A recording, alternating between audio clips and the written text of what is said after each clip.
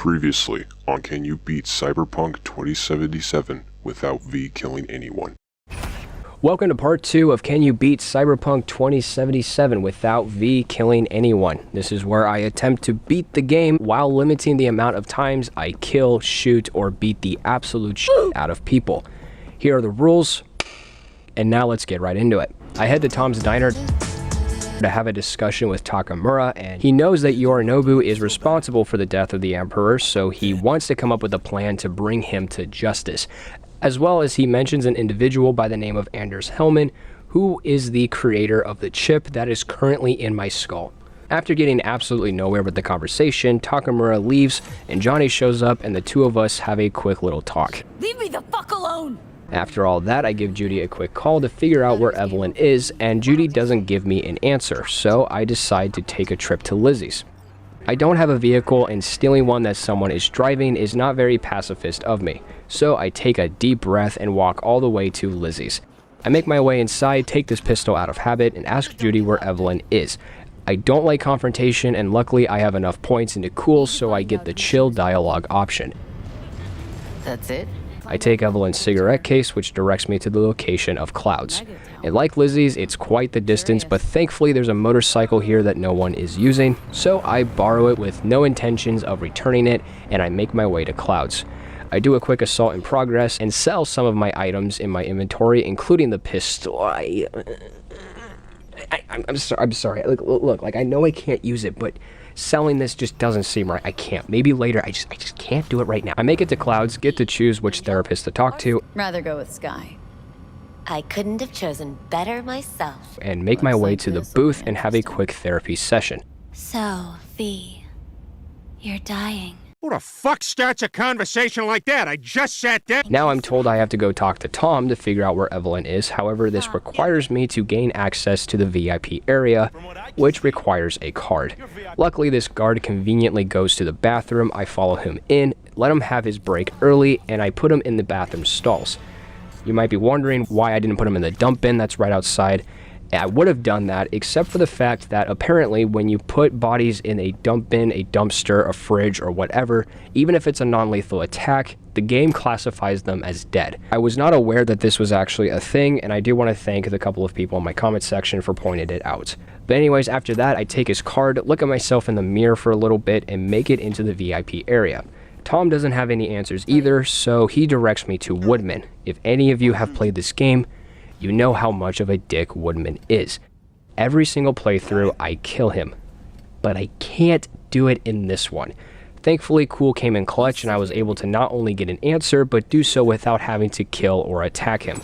I still cannot believe I let him live. I make my way out of Clouds, talk to Johnny once again, give Judy a quick call that I know where Evelyn is, and we meet up at... What can I do for you? We then meet up and run into... Could watch those juicy lips of yours. I meet up with Judy and... The mob. And of course she's not there. Apparently some dudes came and picked her up, continuing this wild goose chase. After watching a quick episode of Fear Factor, Judy and I figure out where Evelyn is and we go track her down. We end up at a power plant and I go around James Bond style and politely ask everyone to go to sleep by force. I even got this cool perk that lets me do non-lethal takedowns from above, and Jesus Christ, that does not look non-lethal. I mean, the game says it is, but god damn. After I clear a path, Judy catches up and we continue onwards. Everything was going swell until we got caught, and now it's time for Judy to take the reins. The first attempt did not go well because I immediately got a full round of bullets in my ass and died. Second time went a lot better and I stuck behind cover while Judy took care of the guy. Oh, looks like he just gave up, so, okay, I guess we'll proceed onwards. Okay, never mind. After what seemed like to be an eternity, we progressed onwards and ended up in the last area with enemies. After I taught them all how to sleep in under 5 seconds, we finally find Evelyn, and she's not doing so hot. Judy takes Evelyn back to her place, and Judy shows me some brain dances that Evelyn had, which means we get to take a trip to Pacifica. Looks like I'm going on a field trip to Pacifica. But I'm not ready to do that just yet. I want to take care of a few other things. I start by completing the gig and picking up my reward from Wakako for rescuing Sandy Cheeks. I make my way to the fast travel right outside Judy's apartment, and my game crashed. For some reason, every time I try to use this fast travel, my game just crashed. So, okay, fine. So I walk all the way to Jig Jig Street to collect my reward, as well as get a free tiger claw tattoo that lets me use Smart Link weapons, because I definitely plan on using those in the near future. Now it's time to go to the afterlife and talk to Rogue after tracking down Anders Hellman, but before I do that, I do a couple more assaults in progress to get a little bit more cash. Oh, dear God, I know the game says it's non-lethal, but and now I have more than plenty to pay Rogue. I get to the afterlife, give Rogue the money, and now she tells me I have to wait a day and come back. Well, I don't have anything else to do, and I really don't want to wander off too far, so I asked Claire if I can rent a room, and she directs me to one of the bar stools. Not the worst hotel arrangement, however, my biggest complaint was that it was way too loud because it's literally in the middle of a bar. Well, anyways, after waking up from a dream of encountering a biblically accurate angel, I talked to Rogue about the plan in finding Anders Hellman. And if you wanted me to explain what the plan was, well, I got 2 words for you. Dialogue skipping. I get in contact with the lady that Rogue set me up with, and of course she's on the other side of the map, so I'm going to need a car. There's a car that's up for the taking, but my dumbass decided that I wanted some cash, so I ran through a group of bandits, grabbed the stash, and attempted to make a break for it while having people from all sides shoot the car down. Listen, I'll bring it back, just let me use it for a few minutes. Oh crap, she's not dead, is she? Oh, thank God. Well, the car doesn't make it that long, and now I'm being chased by police, so like Forrest Gump, I just start running. Eventually, the cops forget that I exist, and I slowly but surely make my way to the objective. On the way, I'm thinking I'll definitely find a car that is up for the taking. I just gotta keep going. Okay, 5 minutes into this marathon, and there is not a single car I can take in sight. Like, there are so many cars on the road that I can take, but no, if someone's using it, I cannot take it. That would just be extremely rude and very non-pacifist of me. Well, I guess while this is happening, Russell, you got any, fun facts or something? Oh, I got one. Did you know that dolphins rape other fish to pleasure themselves? Russell, I said a fun fact. That's not fun. That's extremely depressing and messed up. Okay. How about this one? Did you know that there are over 200 bodies on Mount Everest and climbers use them as waypoints? I don't think you're really understanding what makes a fact fun. Well, I don't think you really understand on how to upload consistently to your channel, which is why you're not getting a lot of exposure on the platform. Okay, you didn't have to do that. That was way too far. Sorry, you're right. I've just been a bit depressed lately. Are you okay, Russell? What's gotten into you? It's just that we've done so many Cyberpunk playthroughs together, and every single time we get to smash Meredith. But this one, the big one, we're just not going to see it happen. I know, man. It's hard for me too, but don't worry. We'll get some action in this game. It's just going to be a little bit, okay? Okay. But hey, I actually have a really fun fact. An actual fun fact this time. All right, Russell, this is your last chance to hit me with a fun fact. Hit me with it. Did you know that 99% of the viewers who watch your videos are not subscribed to your channel? They should subscribe and hit the bell to see more parts of this playthrough. That's my man right there. I finally make it to the objective after what seemed like an eternity, and I run into the tall glass of sweet tea and lemonade herself, Panam Palmer. That was a really stupid joke. Oh, come on, man. That was a good one. Anyways, before Panam will help me with my problems, she has some issues of her own that need a little settling. We take a trip to her old nomad camp, and on the way, I try to spark a conversation only to make the situation more awkward. Nice ride. Lots of space. Practical. Say no more. Please. We make it to the camp and run into some of Panam's old buddies, Mitch and Scorpion. We try to convince them to help us, but they won't budge, so instead we grab a few things and skedaddle on out. We make our way to a small ghost town where the Raffins will have a little negotiation, as well as bringing Panam's Thornton, and she wants it and will do whatever it takes to get it back. The plan is to wait for the Raffins to show up, then light up the town like Christmas to distract them. Once they get there, we pick them all off one by one, and then retrieve the Thornton. And I will pick them off one by one with the only method I know. Editor, hit us with the sleep montage.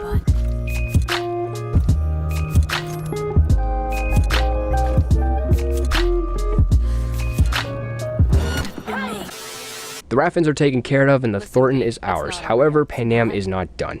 She wants to get revenge on Nash, and he wasn't there at the deal. So her plan is to go to his little hideout and surprise him with a round of bullets. This is very conflicting. Like, I want to help Panam get her revenge, and I do this at every playthrough. However, I've never tried to take down Nash without firing my weapon. I don't even know if it's possible. And if I were to go through with it, Panam would have to shoot everyone down, and I could see myself being in a corner for the next 2 hours. But I do want to be on Panam's good side, so I caved in. We make our way to the cave, Panam jumps out, guns blazing, and I find a nice corner to sit in and hide. Immediately this was going to be a problem, because Panam is currently stuck in the Thornton and will not fire. After a bit of time trying to get her unstuck, the area no longer is in combat, but now it is only hostile. One of the Raffins make their way to the Thornton, and I surprise him with a bear hug. This magically gets Panam unstuck, and she starts firing, and since the area is only hostile, they don't fire back. They just take it, I guess. And the best part is Panam is using the Overwatch sniper rifle, so she's practically one-tapping everybody. Like, at this rate, we'll be done in no time. We advance forward a bit, and at this point, 2 cars of Raffin show up, which puts the area back in combat. But it doesn't matter. Panam is picking them off, and she even kills Nash, who was trying to snipe me even though I haven't done anything. Like, I'm just Panam's Uber driver. I'm waiting for my payment. After thinking this would be a piece of cake, this happened. Make decisions! Panam bugged out completely, and now she's idling and will not move. I tried moving around the area a bit, avoiding bullets, but nothing worked. So at this point, I'm gonna have to find a way to take care of the remaining guys. But in order to do so, I have to get up to where they're at without alerting them. I start by leaving the area entirely, waiting for it to go back into hostile. And if I can get to them while it is hostile, I could do non-lethal takedowns, because non-lethal takedowns cannot be done while the area is in combat. But before I can even gain sight on the stairs I have to walk up, the Raffins get alerted. I try a couple more times with absolutely no luck, and Panam is still standing there. Then I remember there's a completely different tunnel, so I tried that out, and of course that did not work either. The only option I had was to load up an old save and hope Panam doesn't bug out. Second try wasn't much because I instantly got sniped and died. The third time looked promising, but Panam wasn't using her sniper, so it did take a bit more time. All that is left are the guys on the stairs, so I start making my way up to them, and Panam bolts in the complete opposite direction and stands in the same spot as before and bugs out. Alright, I'm gonna give this one more try. Almost everyone is cleared out, and this only leaves us with 3 Raffins and Nash. Panam is upstairs with me, which is a very good sign. She is using her pistol, which will take longer, but at this point, I do not care. Okay, 1 Raffin down. Nash is down. 2 Raffins down. Now it's only 1 guy left. Come on, Panam, please. Come on, please. Please, just don't bug out. Just finish him off. Just finish him. Come on, get him, get him. Yes! It's done. It's finally done. After a little over an hour, Panam managed to take all the Raffins down while I sat in many corners and pieces of cover. Oh, can't believe it actually happened. She gives Rogue a quick call, and we celebrate with a little dealing and a little drinking. Wait, I can't drink, god damn it. And after all that, I make my way to a hotel room and go to sleep. I've also realized that I've not shown what perks I got so far, so here's what I got. Anyways, I make my way to the garage where Panam is, but the entire time she was talking about the plan, my mind was too distracted on other things. But since I have enough points into tech, I was able to sound smart and pretend I was listening the whole time. Power station. Wait, you want to use an EMP?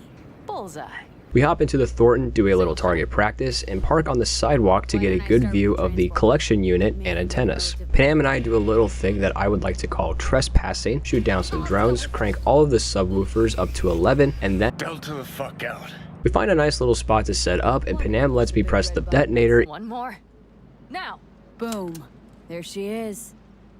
And of course, it doesn't work. Well, guess it just wasn't meant to be. Bullseye. Oh, never mind. It works, but the AV is still kicking. But don't worry, Panam initiates Plan B, which is short for Plan Bring a freaking rocket launcher that I didn't even know she had, and blast a rocket that does a half pipe mid-air and hits the AV. That's how you do it. Panam and I chase the AV down, but we're not the only ones going at it. Mitch and Scorpion are chasing it, and we can't get a hold of them. There are also more drones that need to be taken out. Panam gets shot, and we arrive at the crash site. I proceed ahead while Panam stays back, and I make my way to the control panel to shut down the launcher. After I shut it down, the area goes into combat, and Panam shows up using the Overwatch this time and takes everyone out. I collect some components, open the door to the AV, and now we are at a standoff. And I pull out a pistol even though my equipment has been empty for like the last 3 hours. Things started to look like they were going to de-escalate and nobody's going to get hurt. Oh shit. Nope. Guess I'm the only pacifist around these parts. Alright. Well, thankfully Mitch survived, but Scorpio went back to the nether realm and never even said goodbye. What a jerk. Stubborn bastard. I scan the ground for some tracks, which directs me to the location of Hellman. On the way, Panam and I get stopped by some dudes and a couple of turrets. I shut down the turrets with hypnosis, and Panam snipes the dudes, and we proceed onwards. We end up at a gas station that is heavily guarded, but that's not going to stop me. I go around the left side, perform a Chris Angel stunt unintentionally, get onto the roof, drop down inside, and make my way to Hellman.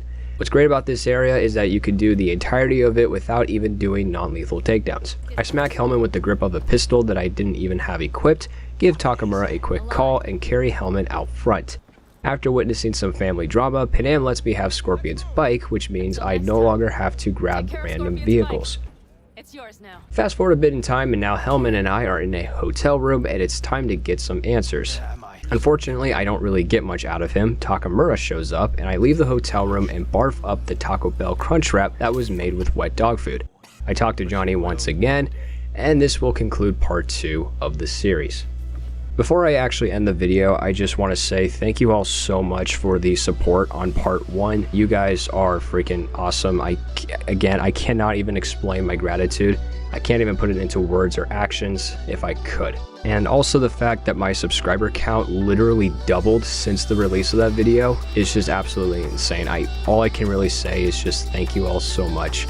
And also, I hope that you're all having a wonderful new year so far, and my resolution is to release more content to the channel. And I'm not talking just releasing the additional parts of this series. I also want to release some reviews and gameplay highlights and shenanigans and all of that. I just really want to start making more content again, and I really feel like this is the year to do it. But anyways, thank you all so much for watching, and without further ado, I will see you in the next one. Later.